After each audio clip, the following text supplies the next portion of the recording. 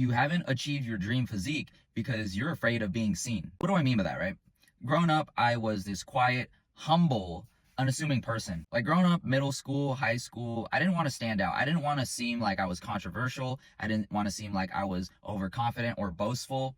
But then at the same time, I would wonder why these type of people would be getting the things that they want, whether it be at that time girls, whether it be at that time monetary success or whatever status. I chased the wrong things, right?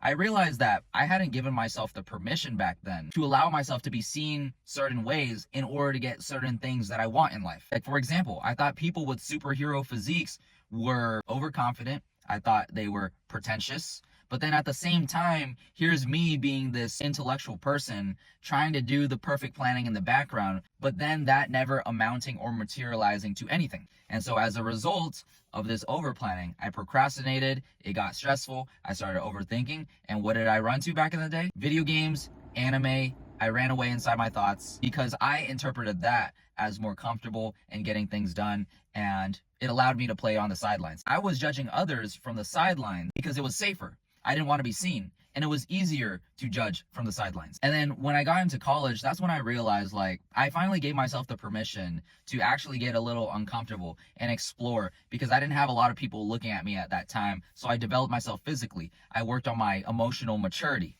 and then all these other stuff. It's not just the dream physique that you haven't built because you're afraid of being seen. It's other areas of your life. It's afraid of being seen a certain way by your friends. It's afraid of being seen by your peers or your family or whatever, being perceived a different person than who you actually are. You're still mentally suffering because you haven't taken off that mask.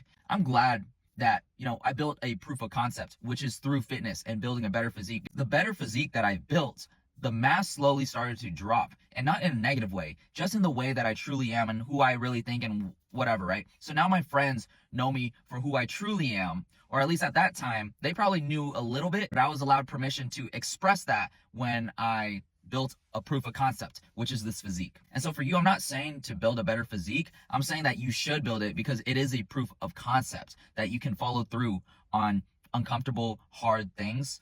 And you realize that nobody has to give you permission on who you need to be, who you want to be. And yeah, go get after it.